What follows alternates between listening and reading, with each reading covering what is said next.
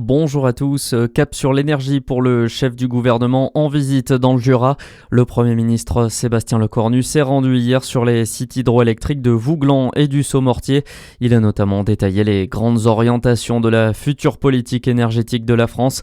Parmi les annonces, la relance du nucléaire avec la mise en chantier de 6 nouveaux réacteurs EPR d'ici 2030.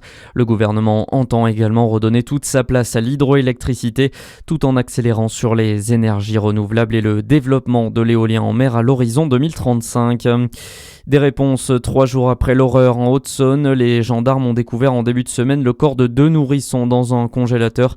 La mère de famille a été interpellée en région parisienne dans la nuit de mardi à mercredi. À l'issue d'une 3e audition, elle a finalement reconnu les faits.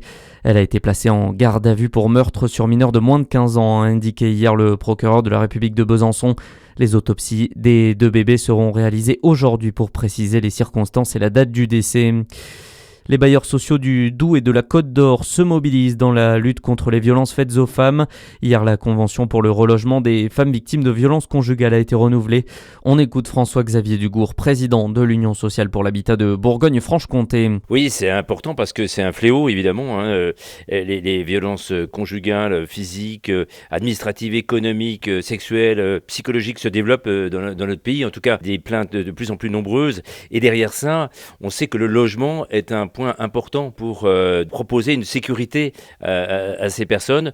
Donc il y a un travail qui est fait depuis longues années par les bailleurs sociaux et qui s'accentue en lien avec les associations locales qui accompagnent ces personnes. Et donc l'objectif, c'est d'avoir des relogements le plus rapide possible et un accompagnement des personnes et des femmes qui sont victimes de ces violences conjugales. Des propos recueillis par Charlie Chevasson.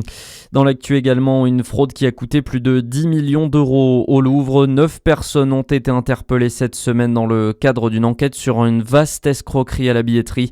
Il s'agit de 2 agents du musée, de guides touristiques ainsi que d'une autre personne soupçonnée d'avoir organisé le réseau. Une affaire qui intervient quelques mois après seulement le cambriolage spectaculaire dont a été victime l'établissement parisien.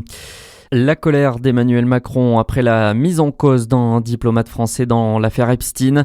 Ce détaché à l'ONU aurait été visé par une enquête aux États-Unis en 2013 pour consultation de sites pédopornographiques. Le chef de l'État a estimé que c'était inacceptable et a affirmé que des choses auraient dû être faites. Et puis un mot de sport et de football avec la suite de la 21e journée de National ce vendredi. Le DFCO reçoit le SM Caen ce soir à Gaston Gérard. Match crucial pour la course à la montée en Ligue 2 alors qu'un petit point sépare Dijon de son dauphin Rouen. Le coup d'envoi c'est à suivre à partir de 19h30. La météo à suivre sur Fréquence Plus.